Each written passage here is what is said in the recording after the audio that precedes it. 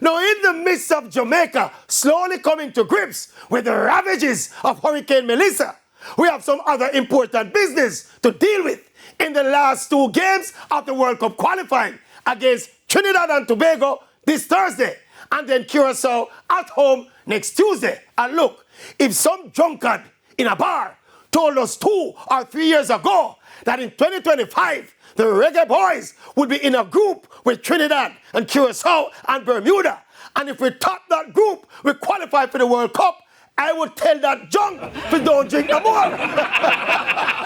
And if the junk man went on to insist that it would come down to the last 2 games against Trinidad and Curacao, get something out of those 2 games, and we gone straight to World Cup, I would shout even louder. You know, hear me say, stop drink, don't drink no more. That junk man would have been correct. And that right there is the opportunity that Jamaica has right now. And we need to grab it.